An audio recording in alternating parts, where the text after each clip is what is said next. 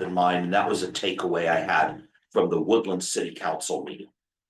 On October 4th, I had the opportunity to join Executive Director Bernstein and Director of Planning and Transit Systems Development, Brian Abinet, at the Yolo Food Bank, where we were able to go where the people are in West Sacramento. And about 400 people or so in a 2.5 hour period came through and made comments and stopped by the tent. And I did post and tag directors at the end of the story, the item on Facebook. So you're able to see what was going on and see people in action that work here in this building. And that will help toward next month's item in closed session when we discuss the annual performance review of the executive director. So you were able to see it live on Facebook. And then last thing I want to mention is that the unmet transit needs are coming up. There will be one in Davis Wednesday, October 29th at 3 p.m. at the Yolo County Farmers Market on 3rd and C Street. If you want to go to one that's over a weekend, 25th at 9 a.m. at the Oak Park Farmers Market, 3500 5th Avenue in Sacramento, and that's McClatchy Park. Thank you so much. Thank you. Any additional public comment? Hello, welcome. Please just state your name for the record. Good evening, I'm Hirsch. I didn't bicycle tonight. Let me note that the county just repaved Highway 101A, which is it's F Street continuation. There's only 4 roads out of Davis north toward Woodland, and only one of them has safe bike lanes all the way. And that's the one that parallels 113. So when they repaved F Street 101, you would have thought they would have widened that road so there'd be bike lanes on one of the roads north. But they did a major repaving when they do every 25 years. So it's really disappointing that the county did not repave that road, the extension of F Street out of Davis, wide enough for bike lanes. So why the bikes have to share the lane with cars on a very busy road to that winery there, which is a wonderful event center. So this was an opportunity lost to make these bicycles. So I just point that out, that we should, all road widenings and the road standards should be widening. So especially in the urban areas, as Lucas knows, that wide enough so bicycles can basically use those roads to bicycle safely, especially when they're really, really busy. Thank you very much. Good evening. Thank you so much, Mr. Hirsch. All right, any additional public comments? Any public comment online? No public comment online. Okay, great. So next is the consent calendar, items 4A through 4B. Does anyone wish to remove any items for discussion? Looking right, looking left, seeing none. May I have a motion? So moved. Second. Okay, moved and seconded. All in favor? Aye. Any opposed? All right, perfect. Next is the regular agenda. The first agenda item on our regular calendar is agenda item 5, updates on goals, process, and timeline for new transit operations contract. This is an information item only, no action will be taken tonight. We'll begin with the presentation from Executive Director Autumn Bernstein.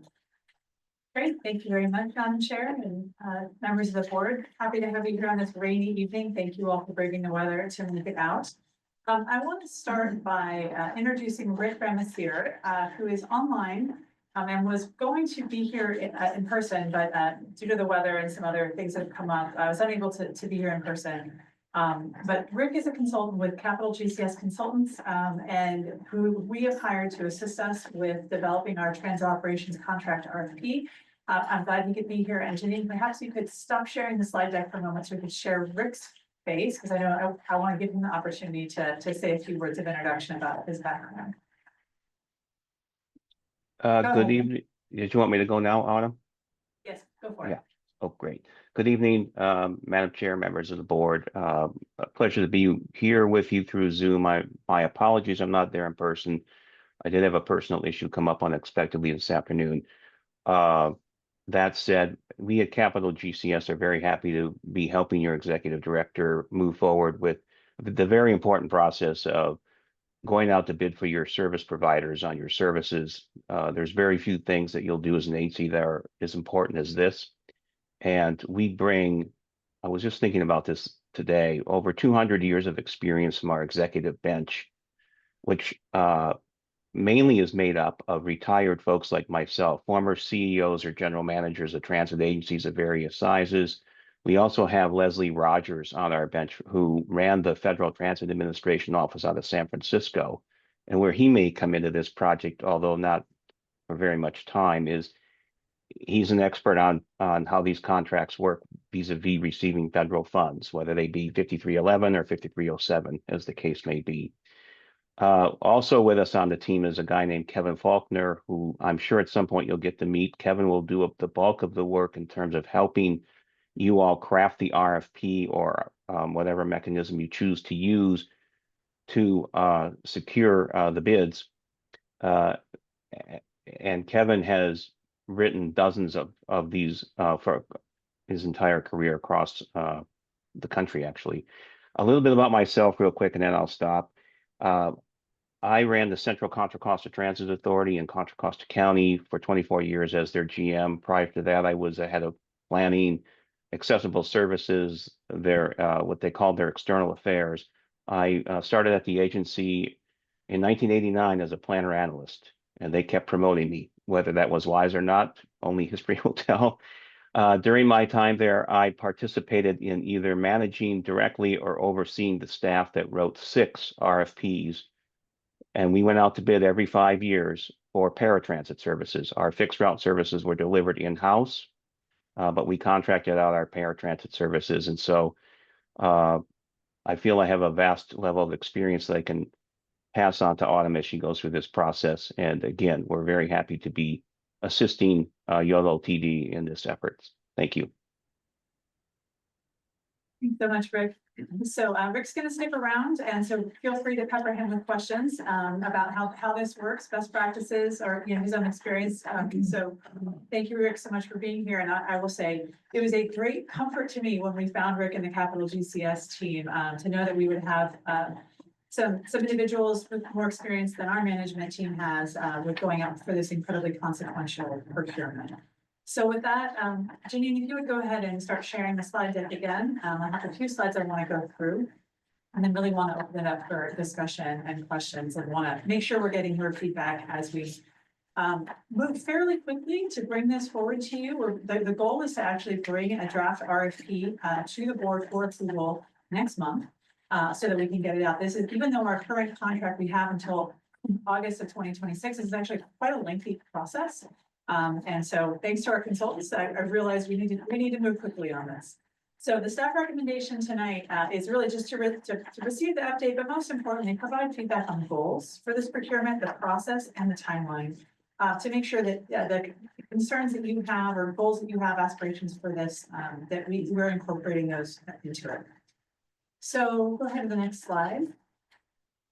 So all YoloTD transit services are operated under contract. Our current contract with Transdev began in 2018. This is an unprecedentedly long transit operations contract. One of the things I've learned is that they are typically not this long. And particularly when you throw a pandemic in the middle of it, it means that an aging contract has a lot of issues. And I think we've experienced and we've lived through a lot of those issues over the last few years. Challenges with the labor market. We have very different services and operational needs than we did back when this contract was procured. And so having a new contract will allow us to reset, if you will, to make sure the contract really matches what our service model and our needs are now. And hopefully allows us to address some of the issues that we've seen that have made it really difficult for us to hire and retain a workforce. As a reminder, we do have a 1-year extension on this contract now that is set to expire July 31st, 2026. So a new contract would take effect August 1st of 2026. Next slide. So the process and timeline slide here, this was also in your packet. I won't go through all the details with this, but I'm happy to answer questions about it. But for this board, I think the most important things for you to be aware of, that we're asking for your approval for the RFP next month in November. And then proposals will be due in February, and then we're planning to bring it back to you with a recommendation for contract award in April. And that's in order to give if indeed we change contractors and it's no longer a current contractor, they need time to mobilize hire staff and go through that transitional period by August 1st. Next slide. In terms of roles and responsibilities, how do we go through a process like this and who decides what? So I've put together proposed roles and responsibilities, again, based on looking at how other agencies have done this, and even looking at some of how we've done it typically in the past. The ultimate decision lies with the board of directors. Your role is really to approve the release of the RFP, making sure that it is satisfactory and meets your goals. And then to approve the selected proposer and award the contract in April. And then if there is a bid protest, to hear that protest and make any rulings or take any action that we think to address the bid protest. So stepping one layer back from that, we're proposing to put together an evaluation panel that would review and score proposals, interview proposers, and then make a recommendation to the board. And that evaluation panel, I put some detail in your packet in terms of who we've already reached out to. Essentially, we're looking for representation from a subset of the jurisdictions, if you will, those that have capacity to participate in this, and then as well having representatives from other transit agencies who have expertise and familiarity with this process, and then SACOG as our MPO and one of our key intermediaries that funnels state and federal funding. Having them on the panel as well. Our TAC and CAC would provide input on the RFP and process prior to bringing it to the board. So really we're talking about bringing that to them in November. And then it's the staff and consultants who are preparing the RFP would manage the process, facilitate the evaluation panel, and also conduct a technical analysis of the bids we receive. Next slide. All right, so next I want to run through some high-level goals that we put together for this process. I would love to hear your feedback. These will be used to inform our evaluation criteria as we're reviewing bids. So we'd really love your input if there's goals that you think are really important that are missing, or if there's ones here that whose value you question or value you want to emphasize. We'd love to hear that feedback. The first is service quality and reliability. And this is really, when we look at the short range transit plan and the outreach that we did to gather feedback on our services, this is a key issue for our riders. Do the buses arrive on time? Do they come when they say they're going to? Do they get you there on time and where you need to go? And we know that this has been a major issue for us with the staffing turnover we've seen, the shortage of drivers, having situations where our buses, where we're not able to actually have the reliable service that we want. In addition to on-time performance and reliability, things like cleanliness, customer service, all of those are considerations when it comes to service quality. Next slide. Cost effectiveness. Of course, this is a critical one. We have limited dollars and we need to make sure we're achieving the best value for those limited funds that we have. We want to be able to control and predict our operating costs through a well-defined contract structure. I'll say a bit more about that when we get into the fiscal impact section, but also avoiding unnecessary redundancies and prioritizing efficiency. A perfect example, just to give you an example of what this looks like. Currently, we have 2 customer service centers. Transdev has one on their side and we have one on our side. We sell passes and load funding to people's Clipper cards. All other customer service is handled next door. Why do we need to have 2 separate customer service counters that are both independently staffed when we have relatively small foot traffic and phone traffic? That's just a perfect example of an opportunity to, improve efficiency and minimize redundancy. So looking for opportunities like that. Third is accountability and performance management. We want to make sure we have clear and concise performance metrics that how we're going to measure our contractors' performance and have penalties and incentives in place to really make sure that we're able to hold them accountable for those performance measures. Next slide. Workforce recruitment and retention.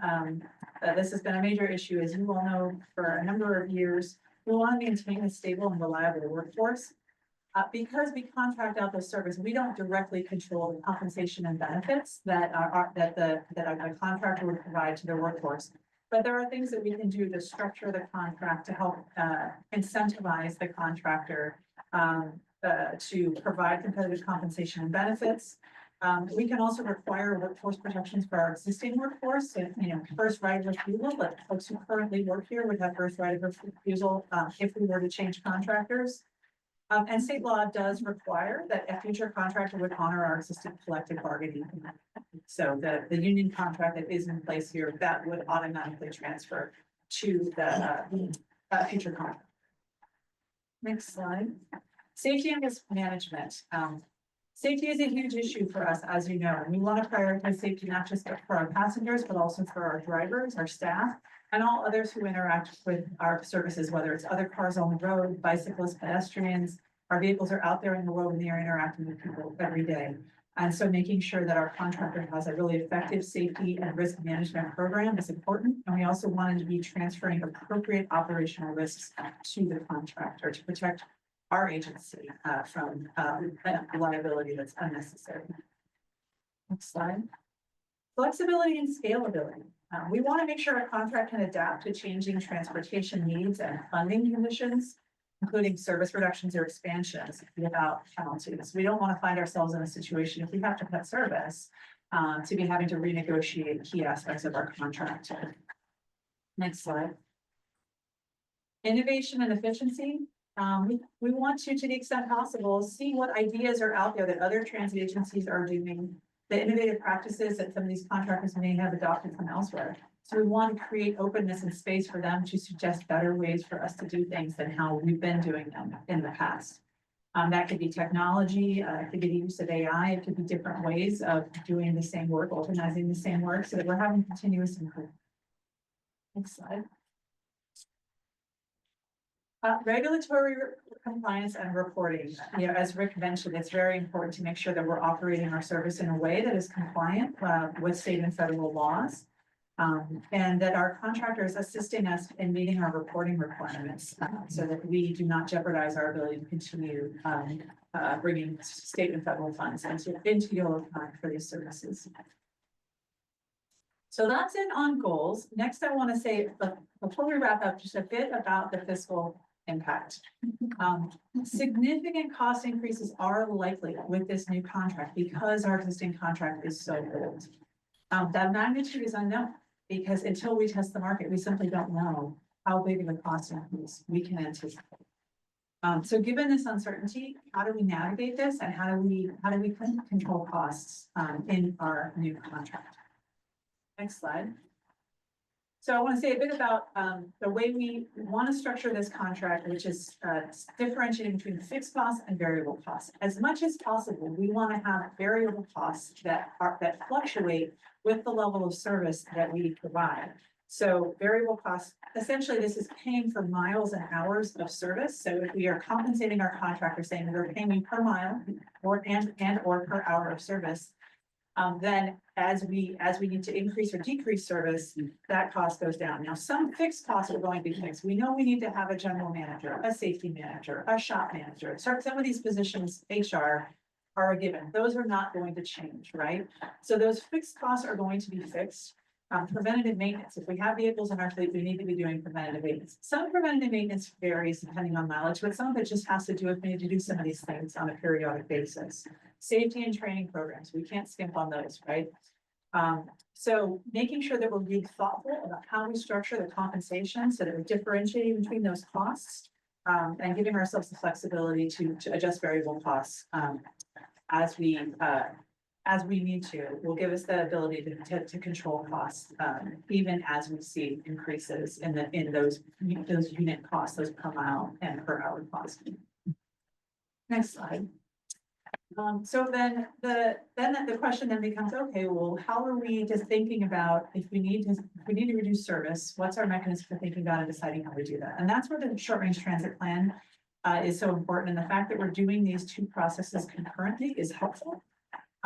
As you'll recall, we are developing 3 scenarios for our short range transit plan. Our status quo scenario, which is a continuation, which is an assumption that we can essentially continue our current service levels or the equivalent of our current service levels. That's the draft baseline scenario that has been presented to this board and is now out on the street for public comment. But we are also developing 2 additional scenarios. Once we have that baseline scenario, then, okay, how would we increase service if we could? In other words, what are some of the needs that we've heard that we're not able to do in our status quo. And then consequently, and conversely, if we need to reduce service because funding is not available or because our costs are going up too much, how would we reduce service from that baseline scenario? So at the next meeting where you're going to be hearing an update on the short range transit plan, which is scheduled for December, you're going to be seeing that revised baseline scenario based on the feedback that we've been getting during our public comment. And also the feedback that we received from you when we presented it to you. And then you're going to be seeing that increased service scenario and then reduced service scenario that again, build on that baseline scenario and look at how we would increase or decrease service. That really provides our roadmap for managing our cost increase, right? So we know that if our bids come in and we say, gosh, our costs are going up so much that we don't think that we can, continue with the status quo, that will provide that roadmap for us then in terms of reducing service. And again, all three of those will be presented to the board and included in the final SRT. Next slide. And I just want to remind the board that we do have 2 more budget workshops coming up. The next one, which is coming next month, is our cost allocations workshop. And so this is how do we take the costs that we have and allocate them to the different funding sources that we have. So Chas is going to be presenting that for you. And that's not going to be a standalone budget workshop. It's just going to be a regular agenda item at our November board meeting. And then in early 2026, we're going to be bringing you a workshop with external panelists to talk about options for increasing revenue that the board can explore as we look to address the fiscal cliff that we know is looming out there in our future. And maybe is coming sooner than we would hope based on whatever cost increases we see as part of our transit operations contract. So that concludes my presentation. I'm looking forward to answering your questions along with Rick and looking forward to the discussion. Thank you. All right, I will bring it back to the board and see if there are any questions to start us off. Okay. Do you want to do public comment first? How about that? Yeah? All right, let's start with public comment.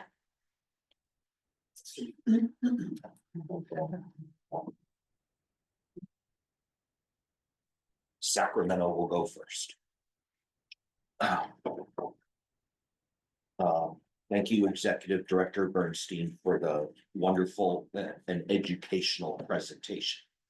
I do have some key takeaways from the presentation. First, I want to thank Rick for mentioning something that never occurred to me until listening to his presentation.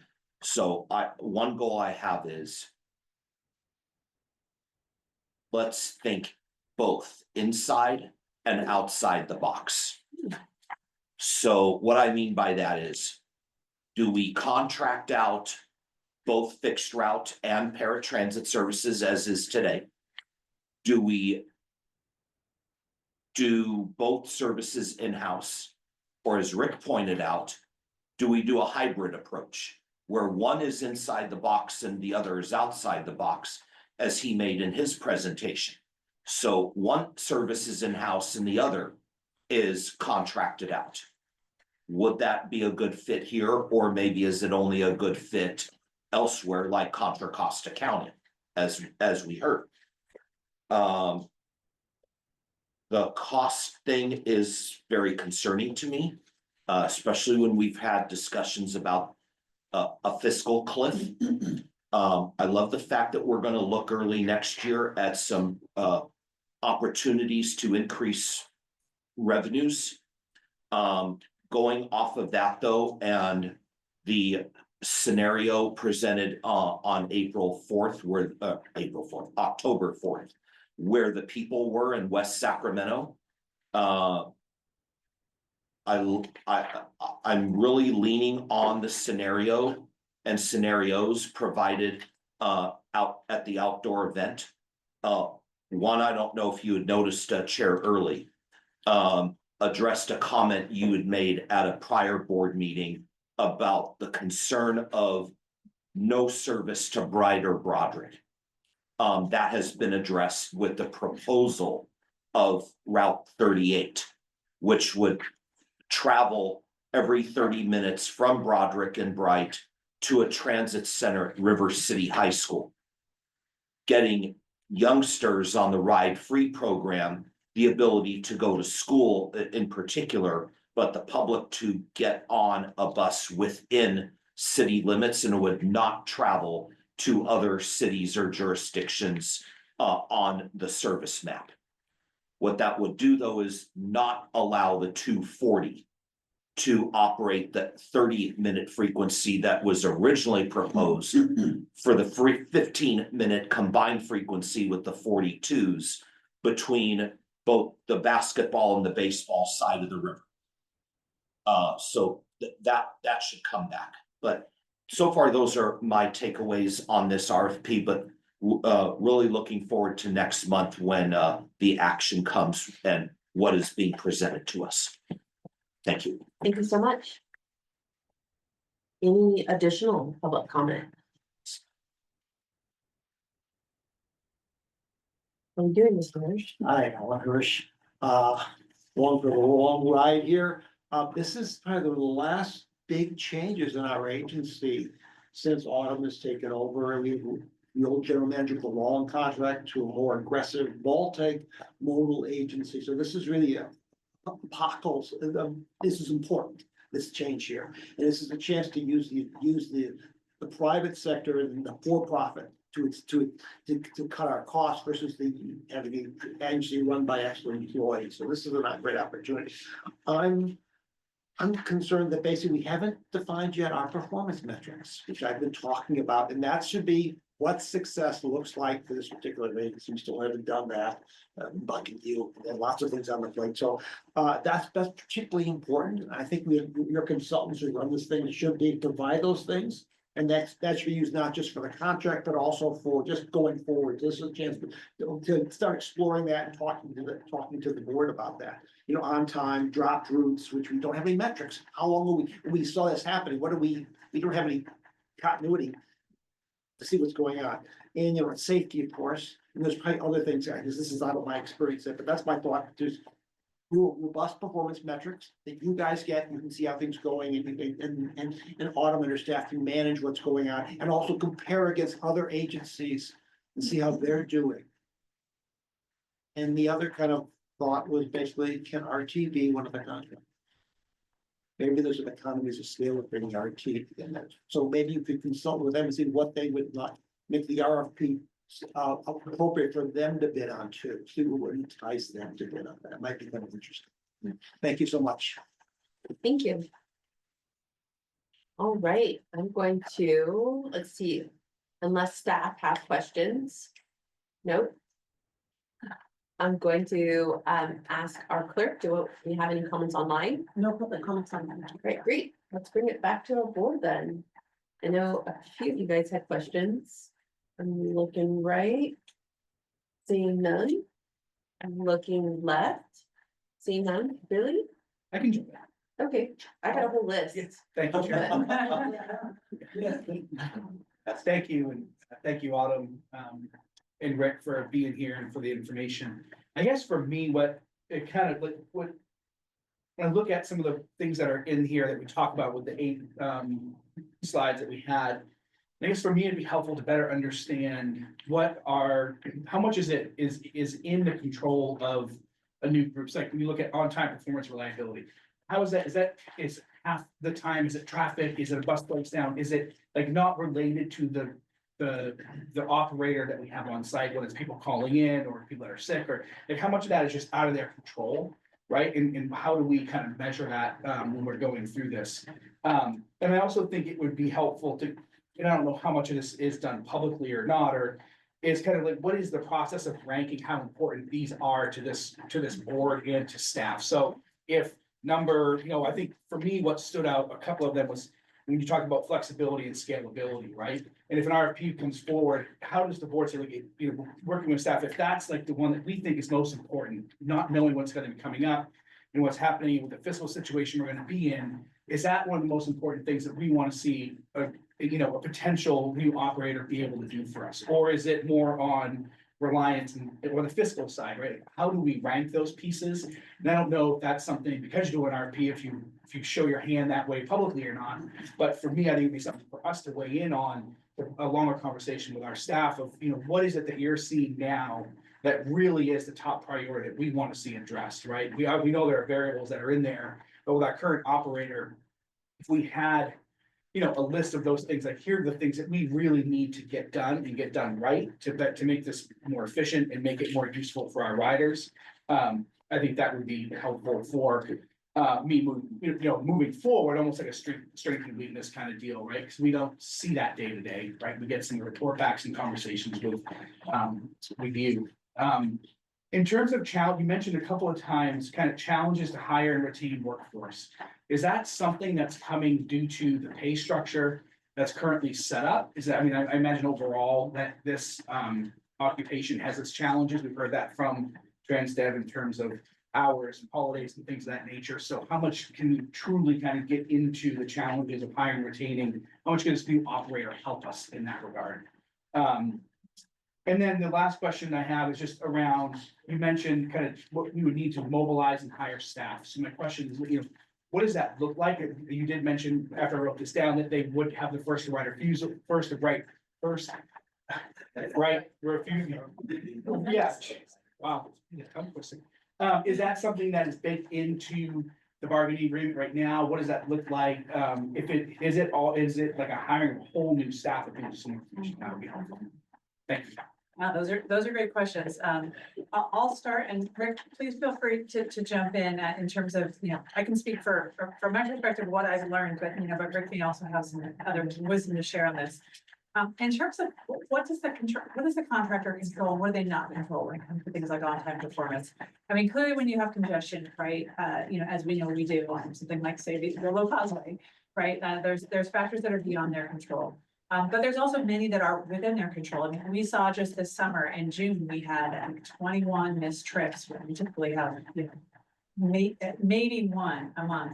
And that was all about staffing levels, and it was also about not just drivers, but also dispatchers. We have 3 vacant dispatch positions out of 10 right now. That has to do with compensation.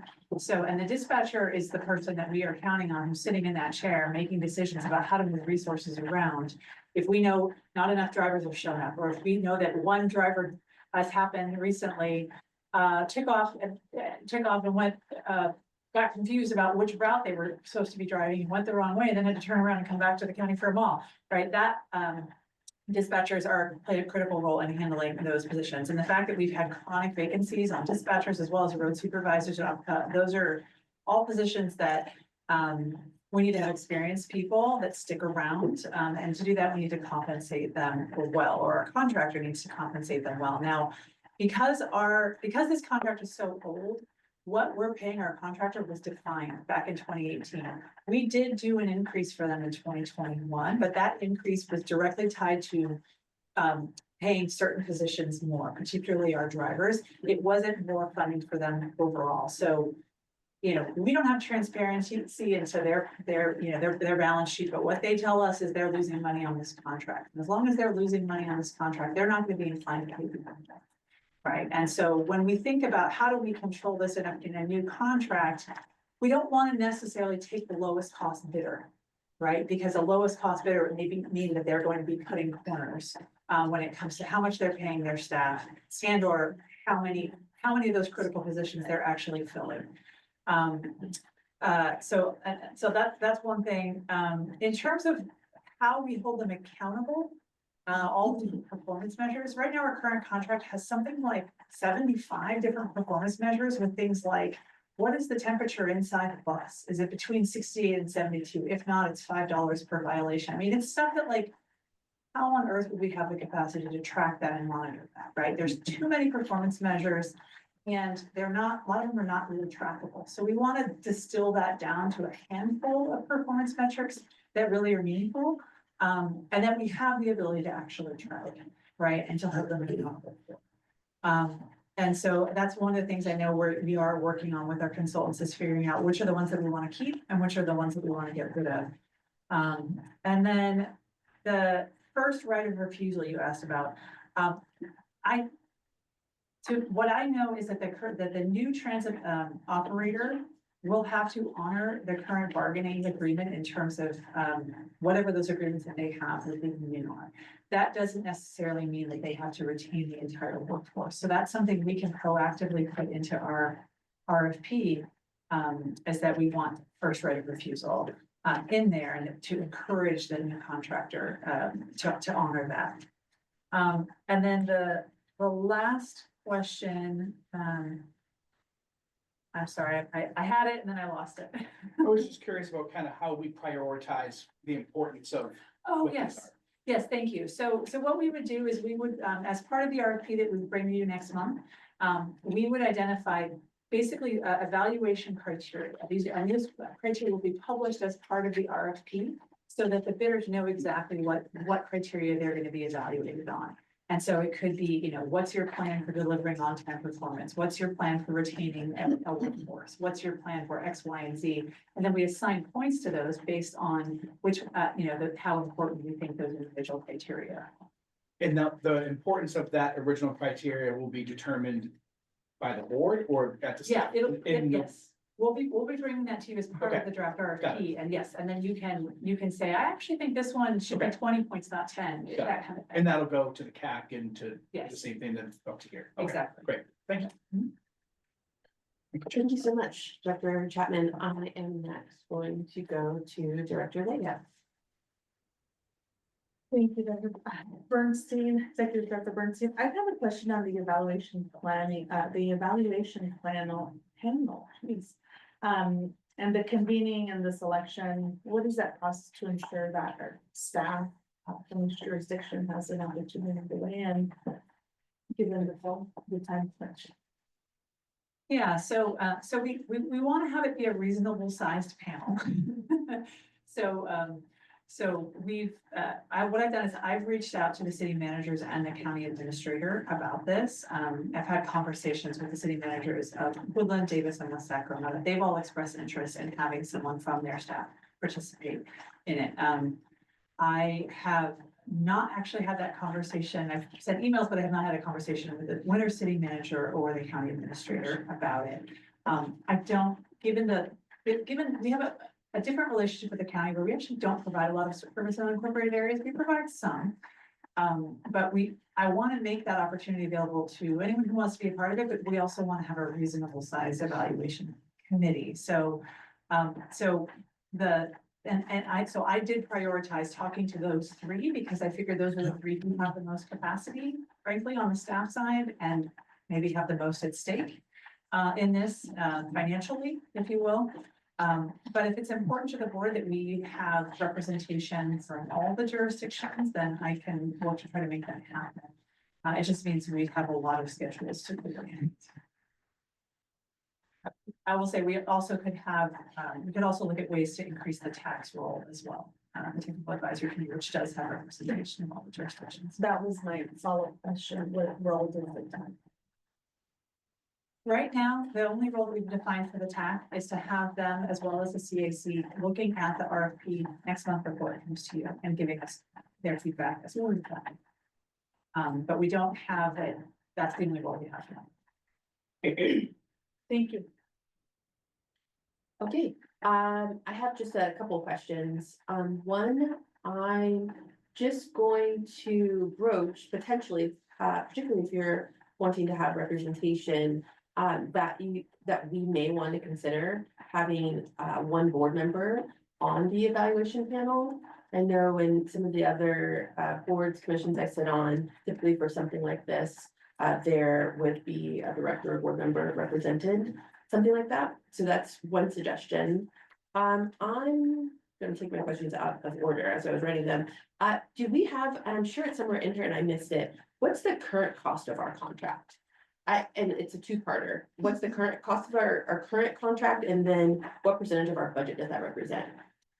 Yeah, I don't have that number off the top of my head, but I can look at it because it's essentially, it's going to be an estimate because it's what's in our budget for fixed route paratransit and micro transit, but that also includes fuel and insurance costs. A ballpark. So I can try to do that. I'll have to come back to you. Okay. Okay. I'm curious about the competitive pricing. It sounds like, and I know we talked about this, that what we're gonna do is we're gonna go out to the market and let them decide, based on that, we will consider it competitive, but how, and maybe this is a question for Rick, how will we know that it's competitive pricing that we're getting? Well, that is a great question. And what I always did and what you see many others do is the first thing we would do is one, we would do an internal analysis. We were a little bit bigger than you. I don't know what staff Autumn has available, but I had a CFO, and that person would help me assess what we think we should reasonably have to pay for the contract. So we would have a range that we thought we could afford and was reasonable based on research I and my staff would do with other operators as to what they were paying, assess the market, if you will. What is my neighbor paying for a transdev contract? What is my other neighbor paying for a first transit contract? What is my neighbor to the south paying for VIA? What is my neighbor over at AC Transit paying for his in-house employees that are in a union? We would take all of that information internally and assess where the target should be for what this thing should cost and what's reasonable. And then we would decide at the board level. First, it would go to our finance committee. Then our board would say, okay, staff, we're fine with what you've given us, or they would say, let's adjust it. And we would say that's the market mark, if you will. And then that's one thing we would do. And then as you ask for these bids, you're comparing them to each other, and they all know each other. They all know each other extremely well. It's no secret in our industry that MV transportation tends to bid lower than Transdev. It's also no secret that most transit operators in America, if they did a blind survey, would say Transdev's a little bit better quality of service than MV. That's just a general thing that's out there. That doesn't mean on every contract that's the case, though. A lot of it has to do with who is the manager that they bring in and how is the manager equipped to maintain costs and control costs while providing a quality service that meets your metrics. The other thing that we would do to try to really ascertain whether or not a bid is reasonable is, are they really understanding what we're asking for? And that's critical. And you've had a bit of discussion here tonight about that. What metrics do you want and which ones are most important to you? How do you determine if on-time performance is acceptable? Again, you can survey your agencies around you and see what they're doing to track that and what their goals and standards are relative to on-time performance. That can be done through the SRTP process, and your SRTP consultant's probably well versed to help you determine and give you options on what should be your metrics on on-time performance. Missed trips. We used to track missed trips. That was very important to my board. The goal was to never miss a trip. Whatever was going on with traffic, sick outs, whatever was happening, you can't miss trips. You got to find a way to get it done. You can look at things like passenger per revenue hour. In paratransit, that's very important. And I would imagine you have a lot of paratransit in your county or microtransit, because decimal points of productivity can save you lots of money. So while maybe you're paying a little bit more per unit of service with contractor A versus contractor B, if contractor A can demonstrate to you that they can be more productive, that they can be more efficient in the way they deliver the service, even though they're charging you a slightly higher hourly rate, they may actually be more cost efficient in the long run. So those are some of the things that we would look at. And again, I think given that you're doing your SRTP right now, you've got consultants that are really probably well versed in that to help, along with our team as well, where we might fit in. So I just want to make sure, because you gave us a lot of examples of things we could do, and I appreciate that. I guess I just want to make sure that I'm clear. Are those things we could do, or are those things that you're going to do? Those are things you could do. I don't know that I should know more perhaps, but I don't know exactly what you're doing now versus what you could do. Okay. Those are things that you could do. You might be doing them all. Okay. So the original question was, how will we know if it's competitive pricing or not? One of the first examples you gave us was, we could calculate a range. And it sounds like maybe that potentially is what you did, from the organization you had experience with. Is that something, will you be calculating a range for us, or will our short range transit, plan, consultant be calculating that range? Who's gonna calculate the range? Well, we can do it, but I don't want to, again, you could be getting that done in your short range transit plan. How I would go about it is I would contact all your neighboring agencies. I would talk to Yuba Southern Transit. I would talk to El Dorado. I might talk to SAC-RT just to get a large agency benchmark. They're most likely going to be higher. I would talk to maybe some of the other like-sized agencies around the state that face similar challenges as you do in getting good transit out there that you can afford, and find out what they're assuming their hourly rates are going to be, what they've budgeted for transit relative to how much they want to put out on the street. And so that, involves looking at the amount of hours they plan to provide in a given year and what they think they're going to pay and what the hourly rate falls out.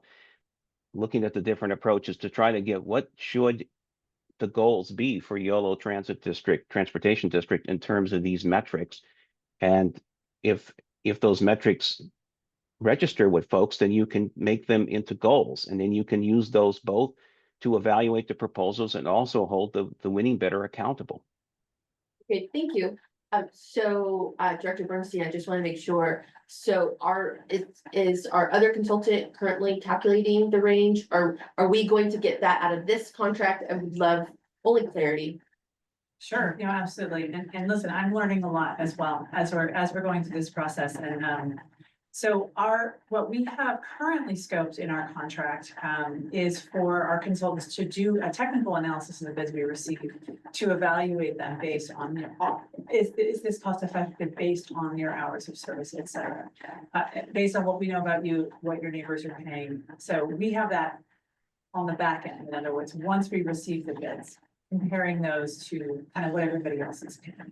We don't have them scoped to do that now before we put this on. Got it. So it's not just, it sounds like that we'll compare when we get the bids in, that we'll compare to the bids we've gotten, whether they're competitive against each other. It sounds like on the back end, we're actually going to look kind of, as Rick mentioned, at surrounding areas and see if those are competitive pricing. Yeah, so there's another member of the team whose name is Milo Victoria, and this is something that he has done, I want to say 5 or 6 of these in the last few years, where he's doing exactly this for agencies as they have bids, and he's keeping a running database essentially of all the bids that have been received on these other procurements.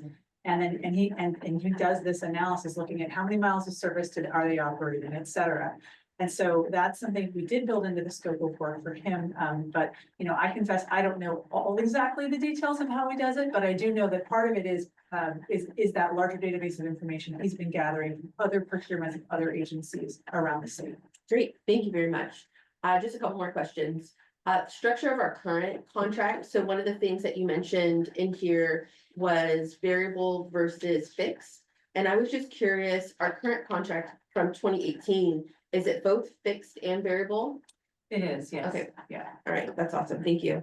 And then just last question, and then hopefully you managed to get the numbers. Daisy's working on it. Perfect. Thank you, Daisy. For the proposal, we're asking for maintain current service. Is that the proposal? Like when we go out to RP, I would love to know, because like you said, happening at the same time, we have the short range transit plan in which we've got 3 buckets, right? Keep it the same, lower, or potentially increase. Yeah. And I'm just curious, for this RFP, are we requesting that you just keep it the same? So we don't actually, that's not the way we write it, at least, and correct me if I'm wrong, Rick, but the way that we're writing it now is saying this is what our current service level is, but we're also identifying in there that we are doing an SRTP and there are these 3 services. And so here's the service we're operating now, but we're asking for a price proposal that's based on hours and miles of service within a range of hours and miles that we may ask them to give. So the proposal is not for this amount of service, it's give us your per unit cost, right? And here's what we're currently running, but it could, the ultimate service could be anywhere within these brackets. And then I'm looking at Daisy, then I'll do my last question. Our KPIs, I absolutely agree. I think KPIs are hugely important. I'm hopeful that we'll start to fold those in to what success looks like for just our transit agency overall. are we going to be getting those KPIs out of this? Cause I heard you say, hey, we've got 70, right? What does that look like? So actually, as part of the SRTP, KPI development is part of the implementation plan for the SRTP. I'm looking at Brian. That's correct, Brian, right? I'm not hearing the question, so I'll help you, Daisy. You're working on it. For the SRTP, one of the implementation plan pieces of the SRTP that our consultants are preparing is KPIs. Yes. Awesome, amazing. Okay, thank you. Those were all my questions. It's roughly 45%.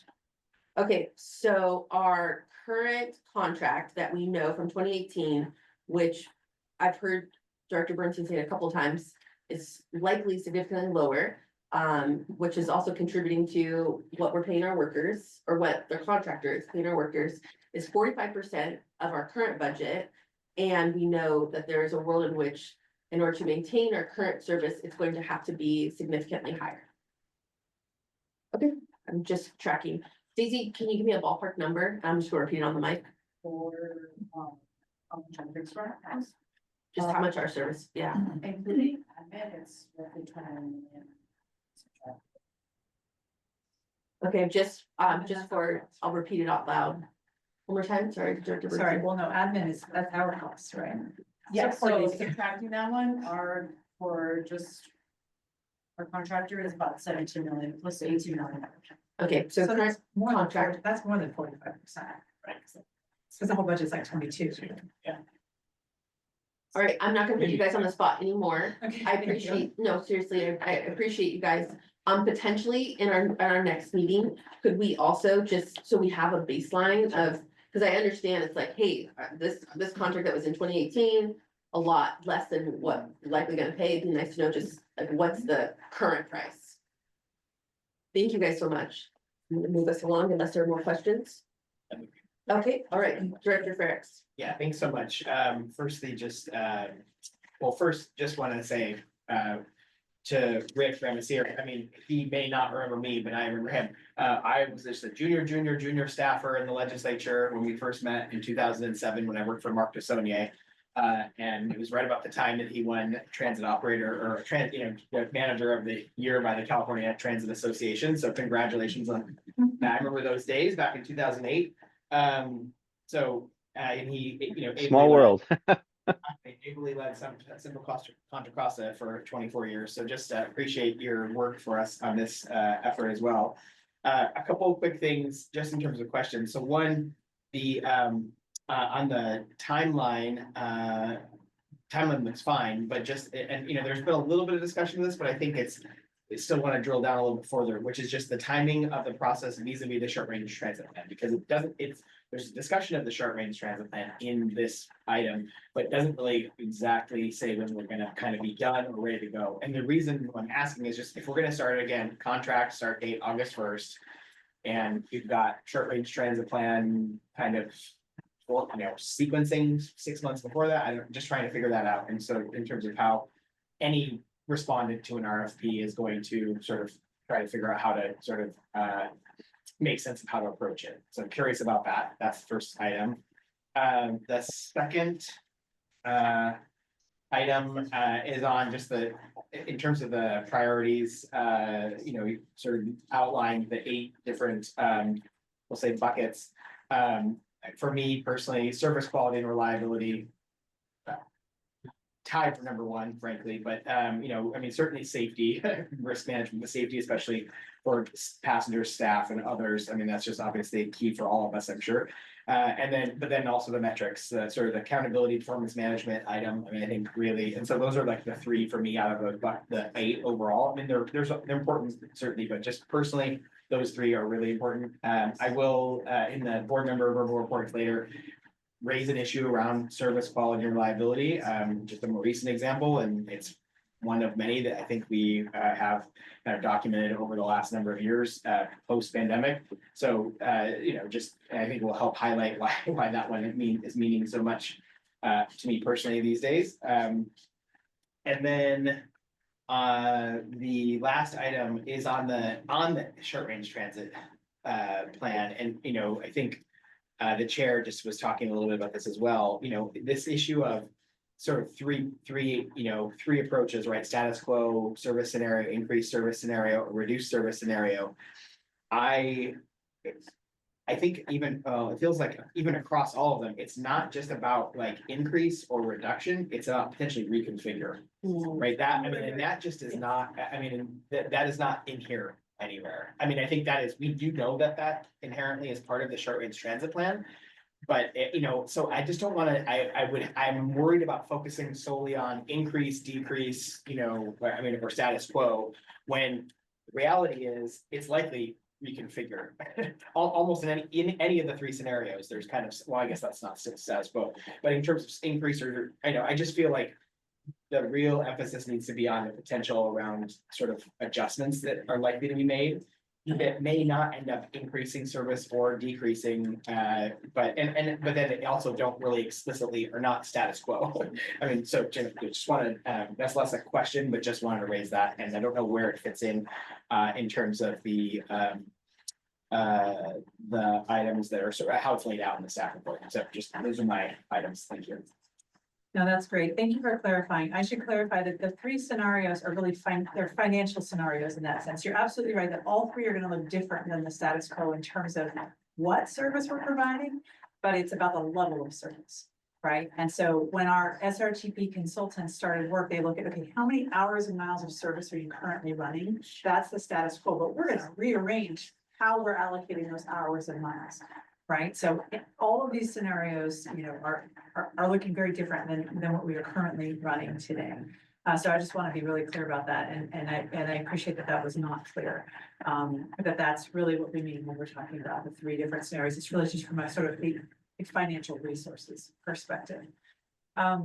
In terms of the question about how the timeline for this procurement and the SRTP timeline converge, it's a great question. So we are very close to the end of our SRTP process. It's been 2 years. As I mentioned, in December, we're going to be bringing you basically the revised baseline scenario, which is you saw a version of it this summer. I want to say that was in July before we went out to go get public comment on that. So you're going to see the revisions to that. And again, that's baseline. The service is a little look different, but it's the same number of hours and miles is what we're currently doing. And then you'll see those other two scenarios as well. The goal is to get your feedback on those. And then if there's adjustments that are needed to them, make those adjustments and then come back and bring those back to you for approval in January. If we need to go back to the drawing board because there's still major changes, and maybe it takes a few more months to get those other scenarios right. And then our consultants are scoped to develop an implementation plan, which is how do we roll this all out and what's the timing of that? So that would be happening in this spring, but you would know what those three scenarios are. So I think the real question is, when do we implement the SRTP relative to this new contract, right? So the new contract will be taking effect August 1st. Would we be in a position to actually make some of those changes also on August 1st? I think that would probably be ambitious and probably lead to a fair amount of chaos. So I'm thinking we'll probably want to phase in those changes once we have our new contractor on board. So initially that new contract is going to be running the same service that we're currently running. And then we will phase in those SRTP changes, whether it's the baseline scenario or a reduced service scenario over time.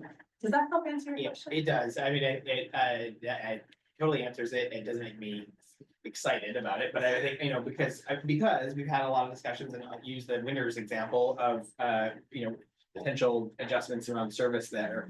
The conversation has consistently been, can't do, wait until the short range transit plan is adopted. And then in that, presumably that's, we'll say the end of this calendar year, beginning of the next calendar year. And then with the beginning of the fiscal year, which is basically July 1, we would be able to work on sort of adjustments of services. So, I mean, and that just really doesn't line up in terms of this process. And I completely also understand how ambitious, kind of both at the same time are, so I understand that, but and just that it'll be interesting to see in terms of potential applicants too, though, in terms of RFP, if we've got the if they kind of have a full understanding of what they're kind of bidding on. I mean, or what the agency as it exists at the moment in terms of level of service and routes and et cetera, could conceivably be decently different later, and I mean, sort of within months to a year of them, starting a new contract. So anyway, just, yeah, a little that, I mean, I get the sort of, situation and how challenging that will be, but it, also doesn't, you know, it doesn't make me particularly excited to work. And I'll just add, and Rick, feel free to chime in here, but, you know, this is not atypical, right? And so agencies are meant to do a short range transit plan every 3 to 5 years and make service changes, right? So, I mean, these companies have been dealing with transit agencies that are often changing their services, and it's part of the reason we structure the contracts to have that flexibility. And you know, I don't know if Rick, if you want to weigh in Well, at all. from a contracting point of view for provider of service, it's why I personally, I think it's ideal to always have a 2-year contract with 3 1-year options at most. Going out to bid is no fun. It's a lot of work. At the same time, things change, and the longer you commit to a contractor that certain things are going to be a certain way, the more you got to go back and talk to them when you change things, if it's significant. For example, service levels. So the other thing that's going on is that's been touched on by a number of folks tonight is the pace of change is much quicker than it was 20 years ago, and transit's often accused of being behind the times. And so new technologies come out, new ways of running service come out. The more you can maintain that flexibility to take advantage of those opportunities as they come up, I think the happier you'll be in the long run. So a lot's going to change in terms of how transit's delivered in the next 5 years. 5 years from now is 2030.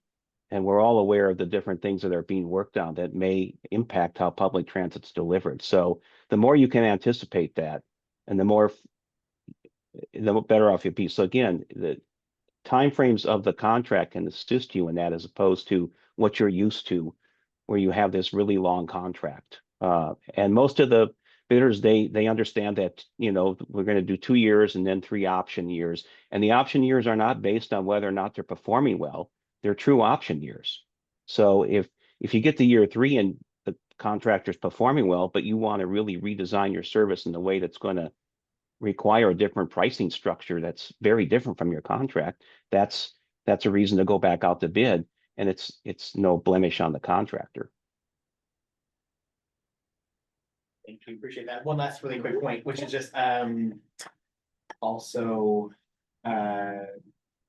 sorry, I was looking at the email for later on that I'm gonna relay to the board. My apologies, I'm good right now. Thank you. Sure. Yeah. Mhm.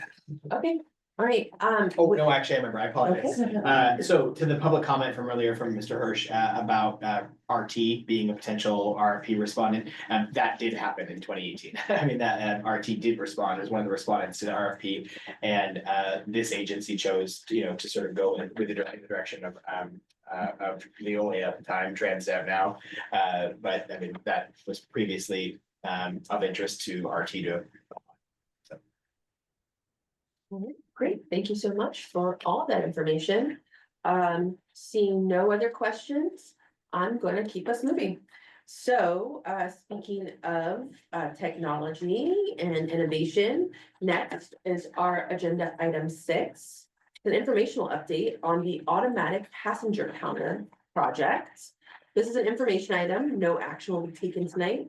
We will begin the presentation from our Director of Operations, Daisy Romero, and our IT lead, Daniel Gomez. Welcome.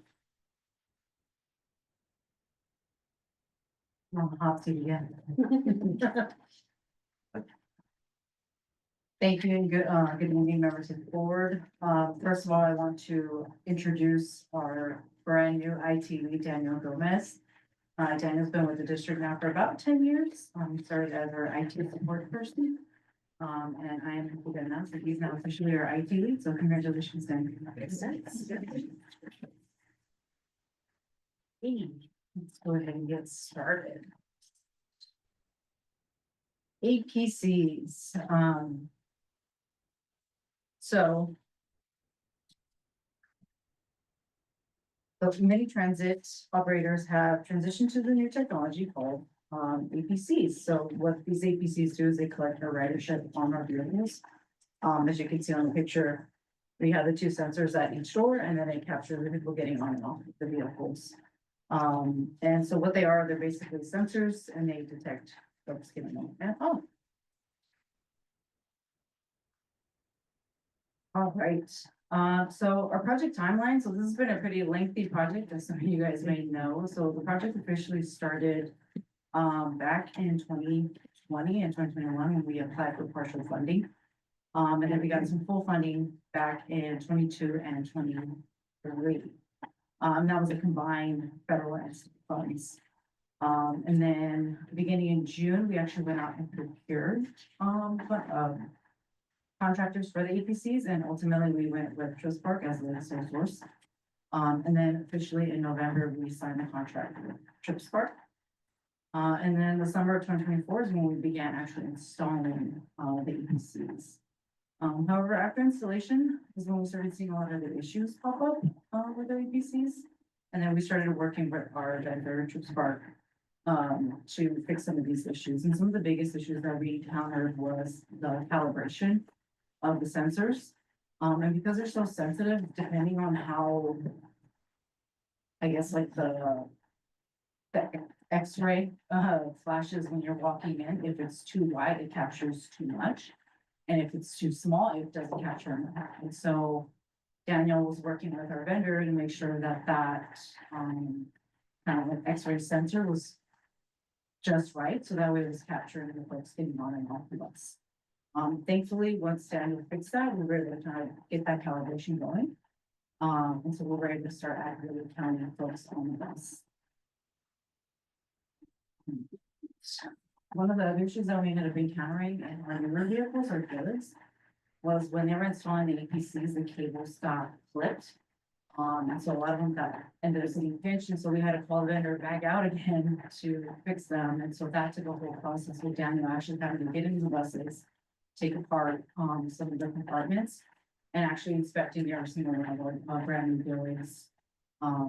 And making sure that whichever cables were messed up, that we ended up replacing them. And so that took a while. Then, once we got all that fixed, we started noticing that the APCs were shutting on and off. And they were working fine when they were in the yard, so we got the vendor to come out again. They ran some diagnostics, and then they saw that they were working fine in the yard. But then when the buses were actually out in service, is when they started turning off and tripping out, and then they were not coming correctly. And so we ended up discovering that there was a power fluctuation. And so because the APCs are so sensitive, that when there's too much power going through them, they basically like back out and then they just shut down. And so that was something that we ended up coming out with or discovering when we were actually out in service and checking and making sure the APCs were working. Was that power fluctuation, and unfortunately, it varies per bus. Not every bus is made the same as far as like wiring, and so it's something that we've been working, and Daniel's been working with our vendor to make sure that that power fluctuation gets diagnosed, and then we fix it, and then that way the APCs are not just shutting off when there's too much power going through them. Site, please. Pick it up from here. Current status of the AP projects so far. We've experienced issues with low ridership routes during the load balance itself.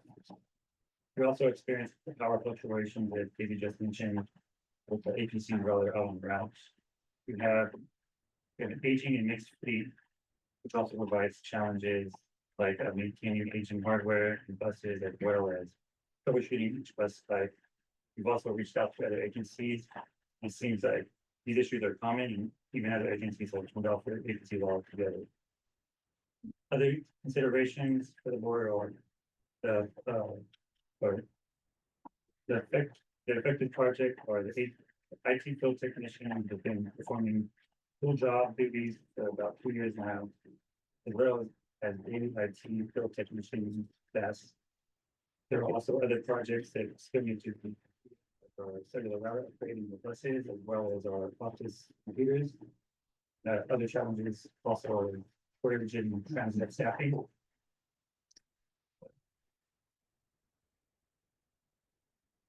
Figure one shows all boards and the lights for all routes going down September 30th. Next slide. Figure 2 provides data on the top 20 stops for route 42A and 42B as of September 30th, 2025. Next slide. Can you, just maybe, that we don't have to go back, two things. What does a light mean? Oh, off, off, getting off the bus. Okay. Yeah, boards are on, off, the lights are off. Perfect. And then can you just maybe give me just a tiny bit of context as you're going through? Yeah. Why are you showing me September 30th? That was just a daily, October report. Okay, So this figure is just one of the many reports that we can pull from that you can see. And so that September 30th, which is a random data. awesome. But you're just showing me an example of the kind of report. Correct, yeah. Yes. Thank you. Okay. Final slide, figure 3 displays data on each bus load balance for October 4th. This is the kind of report I would use to determine which buses are having issues. This shows boards in the light for the day and the percentage of being off. I like to look for buses that are out of 15% variance from 100%, so anything below what is it, 85% would be looked at, or anything above 115 would be looked at.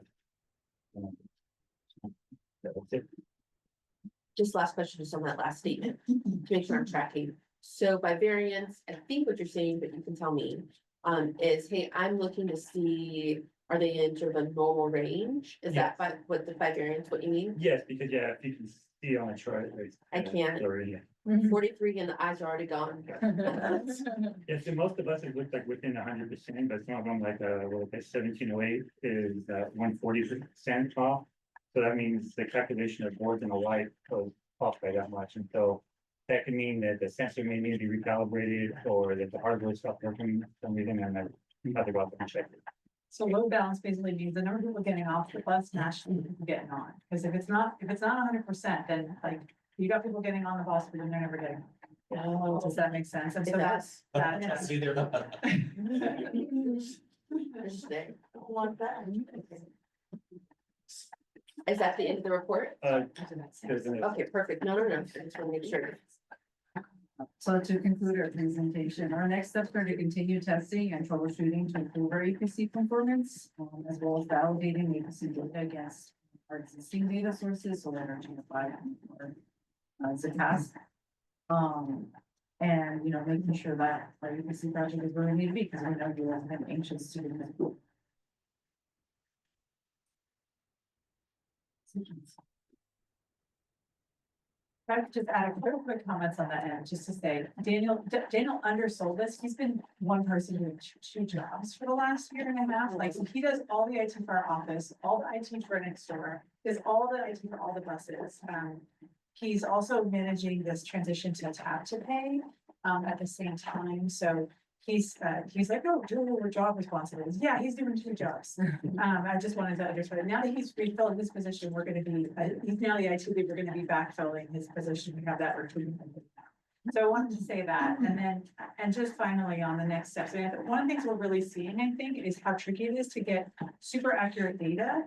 But my hope is that one of the things that figure 2 provides just shows you which are our top on and off, which stops. And so even if we don't have exact numbers, just understanding order of magnitude, which of our stops are where we're really seeing a lot of ridership for each of our routes and during different times of the day.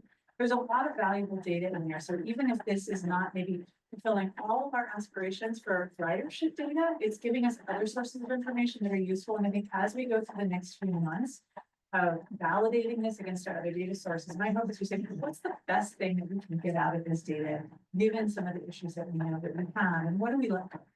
Because it's not going, unfortunately, to be the panacea that we hoped it would be, given the challenges that we see, and given that those challenges we now understand are relatively common.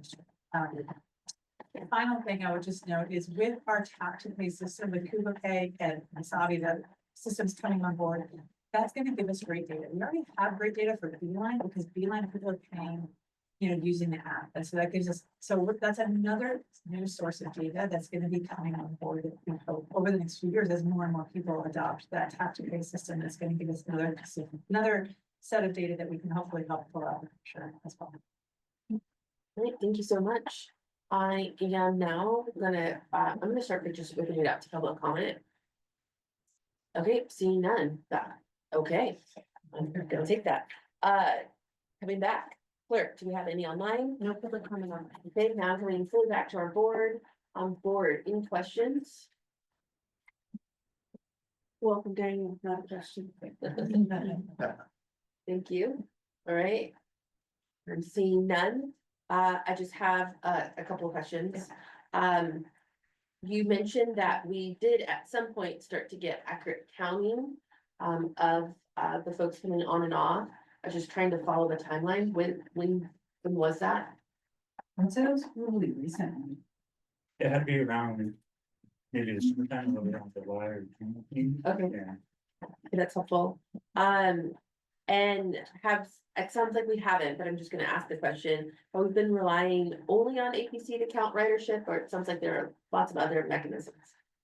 No, we've been using our standard that we've been using in the past, which is our GFI, Connect Card, and Pass.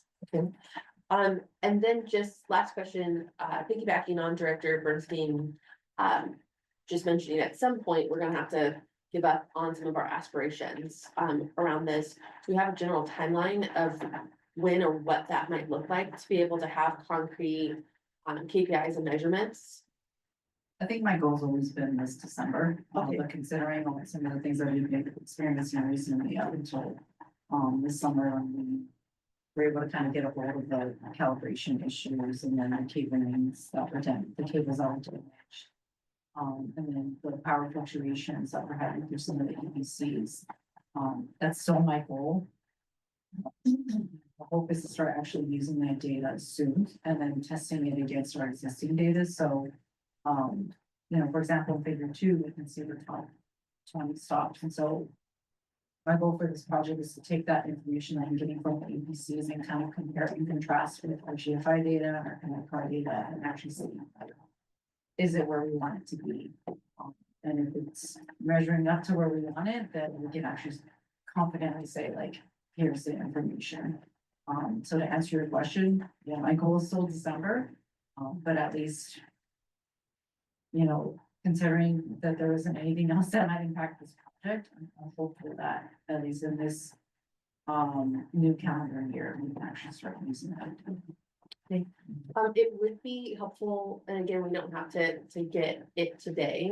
But it is something that we've been talking about. It's something that we've actually wanted to roll even into just at the end of the year, right? Impact budget reports to put a timeline on this project. To whether it is like throw the whole thing out, right? Or take this part, but to really have a final end so that we can know what we're trusting, what we're not, and what the scope of all of the data that we have available to us looks like. That's it for me. Okay, and seeing none, I'm gonna keep it moving. All right, great. So next we are going to move to administrative reports. We're gonna start with my board members. Director Ferris, I think you already said you had something you wanted to mention, but do any of my other fellow board members have a report to share? Okay, Director Lauren as well has something to mention. You go first. Appreciate it. So just received an email, several emails actually, from a constituent who was a rider of the 42A and B regularly, and just wanted to report in sort of a situation that happened last week on the 7th, excuse me, on October 7th. So the really short version is just that one of the 42 42B left County Fair Mall, sort of in the rush hour timeframe, 5:45 PM or so, 6 PM, and headed towards Davis. It boarded a bunch of folks, basically midpoint of the drive. So, on 113, the bus kind of unexpectedly exited and went back to the other side of the freeway and headed back to County Fair Mall. With really no real explanation to any of the passengers, including when the passengers approached the driver and asked about it. Didn't really give a reason and such, so, I mean, I think you know, that, let's just say the passengers were, not very happy. And, you know, I think it's just that seems, and there's more details certainly, but it seems pretty unacceptable. So, on a couple different counts. And immediately kind of contacted Autumn, made staff aware of that situation, just literally in real time that evening. And they were responsive certainly, but, and have been subsequently responsive. But just wanted to make sure that, I said out to the constituents, spoken a couple now, the folks, that I would bring it to the board, on, you know, this next Monday night meeting, which is tonight. So just wanting to make sure that everyone, is kind of aware of it. There's probably some more details that, that Director Bernstein's may want to share or not, and, but just wanted to make sure that, and also just commend them for the staff side for being engaged, and sort of responsive as well too. So, but just wanted to make sure to bring this to the full board's attention. Thank you. Thank you so much, Director Barracks. Director Bernstein, do you want to say anything? You don't, no pressure. Yeah, I mean, I will. And I know Julie is not here tonight. She's not feeling well. But yeah, this is an issue, where we had a new driver who was not paying close attention. She thought she was a certain time departure from the County Fair Mall. She was actually the next departure from the County Fair Mall. And the driver who was supposed to be leaving ahead of her had gone to the bathroom and taken a break, even though they were late. And so the passengers just figured, let's get on the bus where there's a driver there. And so she assumed when all the drivers got on that she should go, and that was a mistake. I did question why dispatch actually sent her back to the mall rather than just have her go on to the next time point. Which, well, I mean, it's a long route, but, you know, so I asked some questions about that, but again, I think this has to do with, you know, inexperienced folks driving, and also, you know, again, not enough dispatchers, and so we have people working really long hours in the dispatch chair. That are, you know, I would say not always managing the situation as capably as we would like them to. I will also add that, I did have transit staff hold video, and transit staff did respond immediately as well. So usually when we get customer complaints, because I did see a couple of them come in through our customer service email.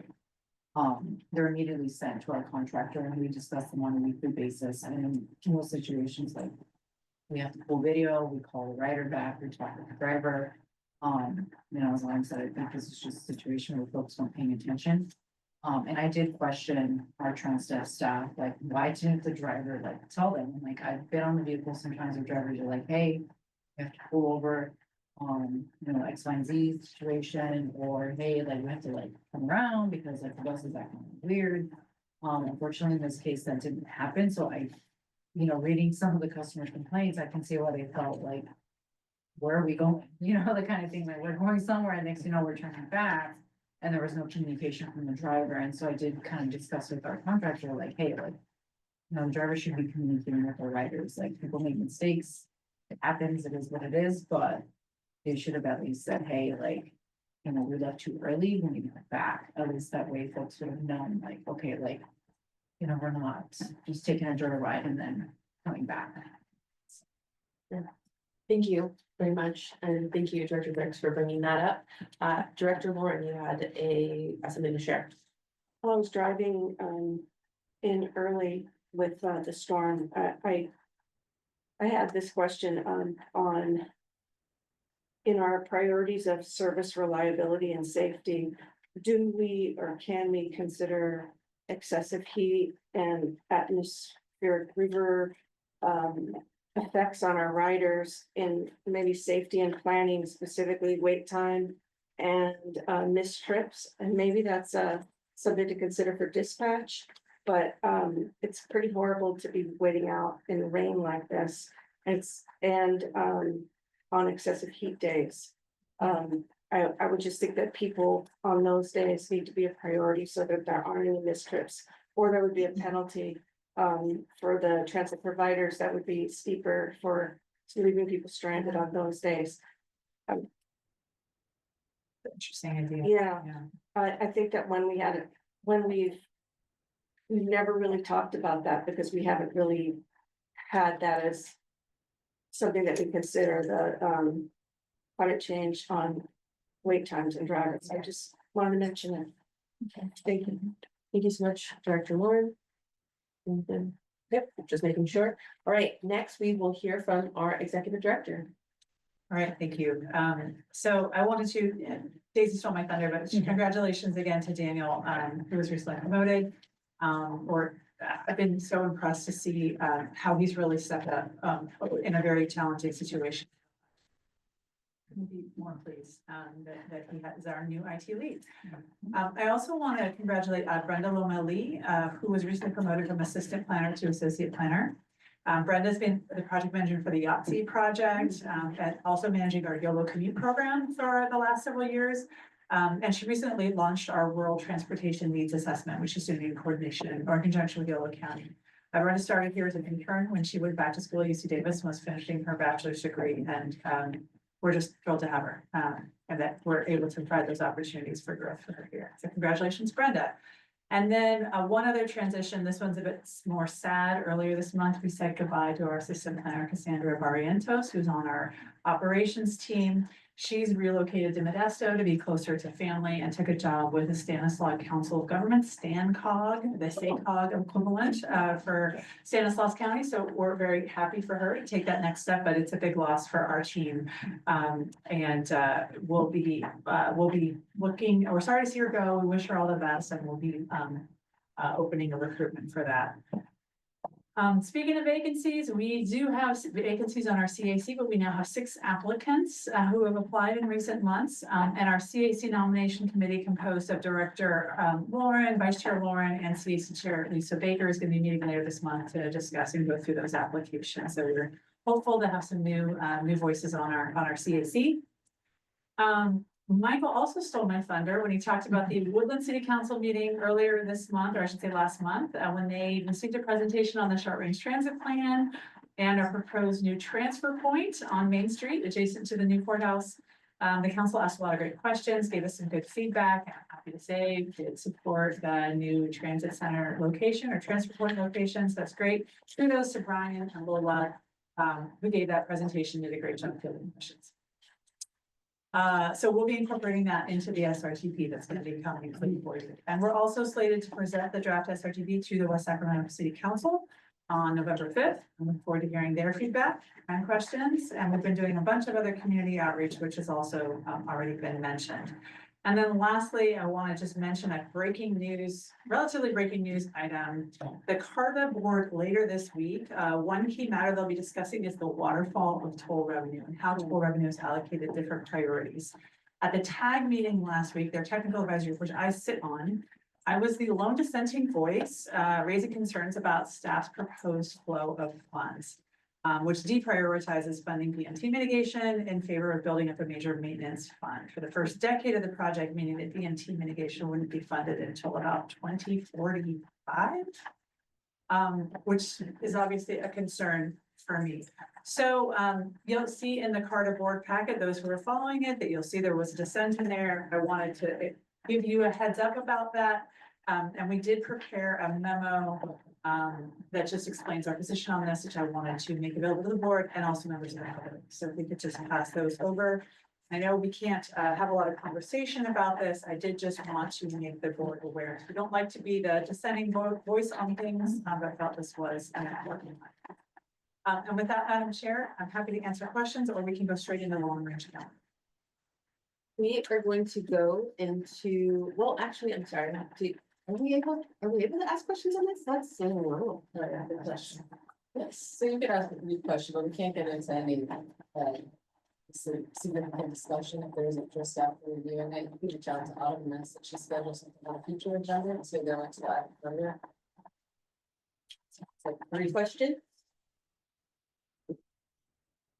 Okay. I'm gonna keep going. All right, on the long range calendar, so a lot coming up in the next couple of months. In November, we have a closed session for my annual performance review. We're also, of course, authorizing the release of the RFP for the transit operations contract that will be before you.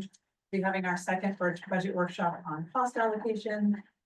And you'll be getting some, first quarter financial report and, we'll also be bringing you, an update on our mobile, transition to mobile payments, that we're doing with the sector team. In December, we ask you to appoint the chair and vice chair for 2025 and approve our board meeting schedule, sorry, for 2026. And approve the board meeting schedule for 2026. And then we'll be having that short range transit plan update where we'll review the 3 funding scenarios and the results of our recent outreach. And was also mentioned earlier, the unmet transit needs process is happening right now, and so we'll be sharing some of the results of that with you. And then in January, we will hopefully be bringing the adoption of the short range transit plan and also our annual appointments to the Capital Corridor and Powers Authority. And That's it. Okay. Kimberly, did I already take public comments? No, Okay, perfect. Well, I see, I feel you. Just one quick Yes, comment, please. right? Yeah, I mean, we can't discuss it, obviously, that this, first finding out about it now and haven't had a chance to read it yet, obviously, so. Yeah. So, but I mean, that this, I'm very troubled by this at a minimum, it's, I'm angry about it if this is, kind of the direction we're headed, because this is not how this entire project was sold to this board, this agency, and I recognize that the executive director, had a descending vote on the other board, but, so just, yeah, really, probably a lot more sort of to develop around this and then, for weeks ahead, but just, yeah, really frustrating. That. So to make a quick comment. I'm pretty sure our part of meeting is this Thursday. So this is helpful because myself and Director Chapman, right, are supposed to be representing YTD on CARTA. And so it's important for us to be able to speak to your thoughts on this issue. And this is the only place we can discuss it. So Madam Chair. we're not discussing. No. And I want to say, this only came to our attention last week. And so, which is why we did not have the opportunity to put this on the agenda formally, but we just wanted to make sure that it was on your radar screen, which is why I did it this way. I apologize. Had we had one opportunity to review it and discuss it. It's interesting because when I was briefed on it last week, I think it was before your meeting, and then I got briefed again after your meeting. And we had the same reactions. So I will share. I'll just, for, how much I came up, but just for, and everyone's reference, the current board meeting is on Wednesday, the 15th. Wednesday, thank Yeah. you. At SACOG, that's SACOG office 1415 L Street, 10 o'clock to 11:30 is our Carter meeting. So if anyone feels inclined to go, that's where you may find the 5 of us who are on that board and a lot of other folks as well. Thanks. Anything else from my colleagues? All right, I just want to make sure. I'm now gonna go to public comment. I can feel your energy.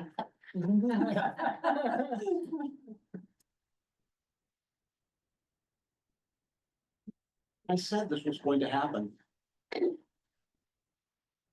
I said this was going to happen. And by the way, was anyone discussing the social equity funding? Did anyone even raise that? I told you. We've seen this before. This is the same sort of thing.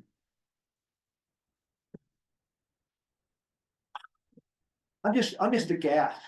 I'm just aghast. I mean, this is like the tree that fell that killed the woman in Davis, and people were complaining for years, and the tree fell in this $24 million settlement. People don't listen to the public. You guys listen to the professionals. You don't listen to people who are outside the system, who basically have seen this thing happen over and over again. This is why people are disgusted with democracy. And God, we need the people to trust our elected officials, because I want to raise taxes and give you guys more tools to do good stuff. This is so disappointing. So we'll see what we can do on Wednesday to turn it around. It has not happened. It is just the proposal. I It's said it just has not proposal, but happened. basically no one got the message. This is what was sold to the public. This sold to my Davis City Council, and you were put out to dry. So look, Josh, because you said there'd be money to put better bus service. You know, I'm sorry for us all. We have all collectively, including me, I haven't been effective enough, failed to basically deliver this promise to the public. And to our children who want to have, not have global warming destroy. So thank you for your hard work. Let's roll our sleeves up and turn this around. Thank you so much, Mr. Hirsch. Next public comment?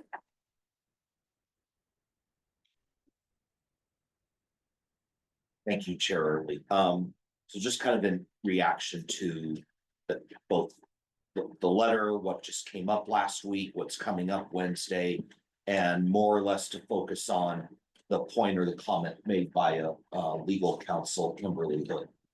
I think to your point, I would like to make an intent motion to agendize at the November and future meetings ongoing. Reports back from what happens at CARTA as information items. And if there's any follow-up of those information items that's needed or warranted on a situation by situation basis, stuff could be acted upon at said point. But due to the fact it can only be a very limited or minuscule discussion today, since it wasn't on the agenda, I think to legal counsel's point, the intent motion to get it on the November and subsequent monthly agendas thereafter, I think is the appropriate intent motion for that discussion. Second, another thing is, I want to jump ahead to bullet point for December and mention there's a lot of work going on, as we know.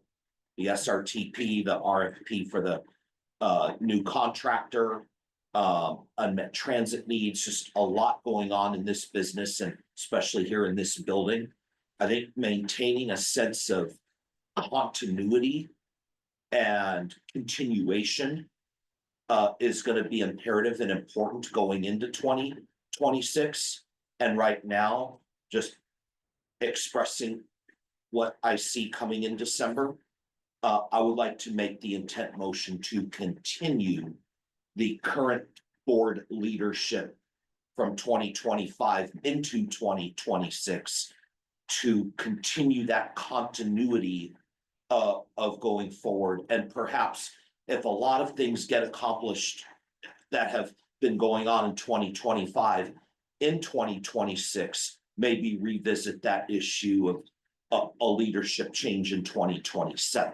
But I think we need to maintain the current leadership and makeup of the board going into next year. I think continuing that makes the progress we're making that much better. Thank you. I think Mayor Guerrero would love to hear that if she's watching. Yeah. Thank you. All right, with that, anything else? I'm looking at you, Kimberly, just to make sure. No, I don't think we need anything further. We don't need a motion and we can just rely, once the Carter board meeting is later this week and check on the executive director in order to agenda. Okay, perfect. So then seeing there is no further business to conduct, the meeting is adjourned. I will note for the record that the time is 7:44. Thank you all so much.